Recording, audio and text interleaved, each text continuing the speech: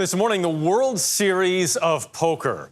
This is the time of year when tens of thousands descend on Las Vegas to play and millions watch from home, in part on the CBS Sports Network. Poker keeps growing with a record number of entrants in this year's main event, including Maria Konnikova and Nate Silver. With both, we talked about risk, writing, and the realities of living life as a gambler. Dealers, please shuffle up and deal.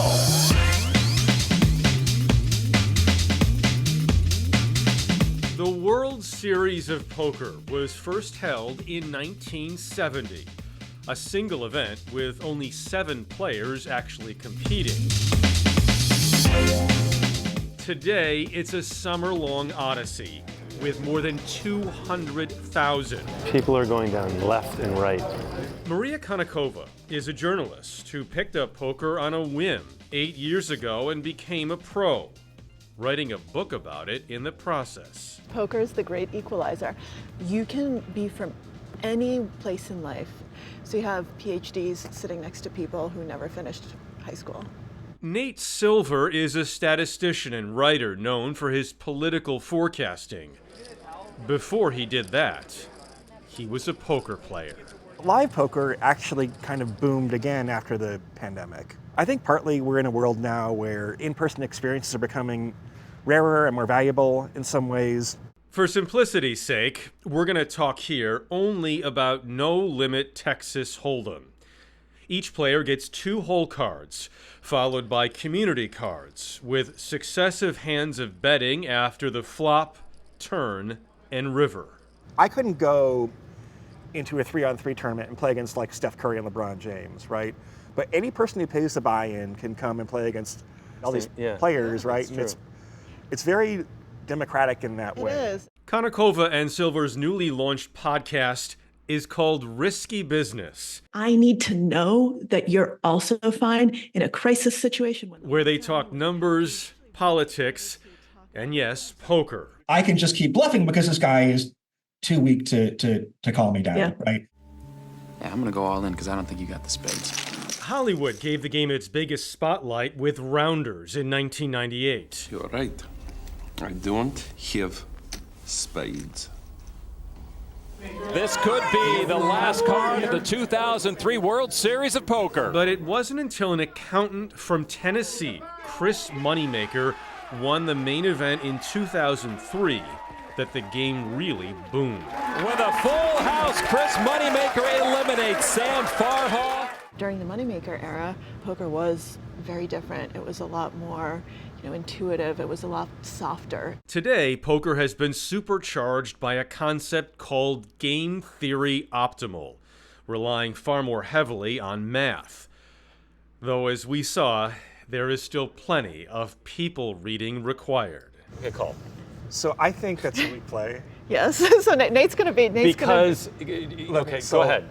You're in position, which means you have more information. On every round of betting, you act last, and therefore you want to play a bigger pot. You also sometimes can steal our blinds. It's called for free. So You're gonna raise me. I'm gonna raise. Let's go to 1,400. So Nate is picking up on the fact that you limped, and that's usually kind of, as he said, a weak play. And so Nate, I think, is taking a little bit of advantage of this dynamic. So I'm going to take advantage of that, and I'm going to re-raise because I think. Can I swear a little bit? I think he's full of. That's a poker term of art. But now I've put Nate on the spot, and he's a man, and he needs to defend his masculinity. So he's probably gonna. All right, we're gonna have an all-in confrontation on our first hand, and we have a classic flip. Wow, that is a heck of a. This is like a 50-50 proposition, right? On our very first hand, Silver was knocked out. By Sam Maria. Thank you, Nate. But can I just say, he wasn't full of. He was not full of. No. It was a great. No. Yeah. We eventually let him buy back in so we could talk more, including about Silver's new book, On the Edge, in which he categorizes 2 communities of people these days, the river and the village. The river is the world of risk-taking people. So poker players and investors and Silicon Valley people and crypto people and all that. Whereas the village is basically the politics world, right? Politics, media, poker, the river, those are my people. I do not like the typical political operative type, right? In part because I think they're very poor at thinking probabilistically. To Konakova's dismay, whether you consider yourself a member of the river or the village, the look of poker tables has not changed much. When I first got into poker, I would say that the field was about 97% male. And these days, I would say that the field is 96 to 97% male. Historically, poker has been seen as a man's game. And if you look at the depictions in the media, even rounders, right? It's these underground clubs where it's all men, and the only women are kind of the hot women at the door. That's not to say there aren't prominent female players. Konakova, Maria Ho, just to name a couple. But she's right. Both Konakova and Silver trying to educate and entertain the next generation, including amateurs. So I owe 700? For the first time ever, I entered the World Series of Poker.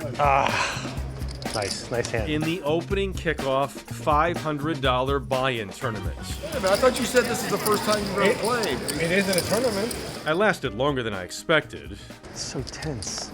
So tense. But busted out when my trip aces were cracked by a straight. Can I get a picture of it at least? Yeah, that's a bad beat. That's a bad beat. I lasted 4.5 hours, which We're very proud of you. proud of. It's good. It's more than Nate lasted. Really? Wait, did I beat him?